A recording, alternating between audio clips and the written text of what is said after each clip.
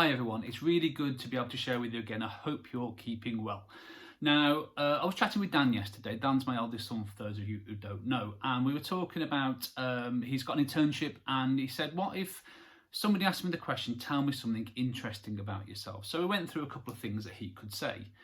That got me thinking, if somebody asked me that question, what would I say to them? What could I say, something that's interesting about myself? So I thought, well, maybe it's my sporting prowess.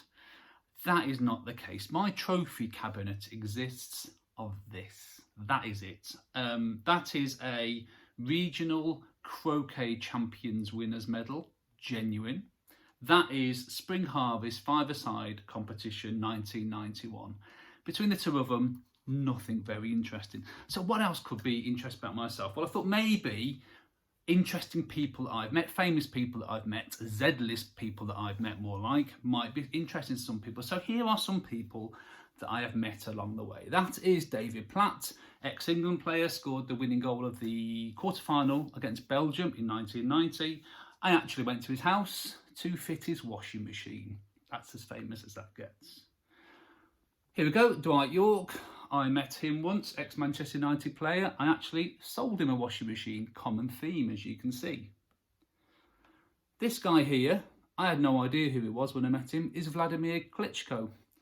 He really didn't want to talk to me. I think he was a little bit scared of me at the time, as you can probably tell. But I did meet him at Nice airport a few years ago. And then in one day, I actually met three relatively famous people. This was one of them, Stephen Fry, sat next to me on the train, back from Euston to London. He lasted about 5 minutes, got up and walked off. I think it was something I said. And would you believe it, sat behind me on the same train was this guy, Phil Neville. I think that's Phil Neville. One of the Neville brothers, but it was Phil Neville, who sat behind me on the same train. And actually I bumped into David Guest on the way to the train. Very strange day. Those are some of the relatively interesting people that I've met. Does that make me more interesting? Not really. So it kind of, I thought, well, what else have I got? I don't have a beautiful, I'm not a singing voice, I'm not a singer, not like Rhea or Faith, I've not been in front of thousands of people, so that doesn't make me interesting. However, watch this space for my next devotion. You might just get me singing. Wait and see. Wear earmuffs if I was you.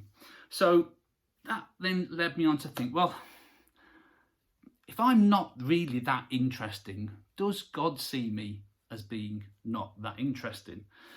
And that threw back to the talk that I did last time on labels, a devotion that I did, and one of the verses in particular that really stood out to me when I did that. And it was this. It's from Ephesians chapter 2, verse 10. And it says, "For we are God's workmanship, created in Christ Jesus to do good works." We are God's workmanship. If God creating me and you individually as a piece of workmanship doesn't make us interesting, then nothing does. We are his workmanship and we are created in Christ Jesus. If God makes us into something, that makes us incredibly interesting to him. And then the story that we have to tell of our walk with Christ, our testimonies that we have, makes us interesting to other people. So you and I and all of us are incredibly interesting people to each other, to people who are looking for Christ because we represent him.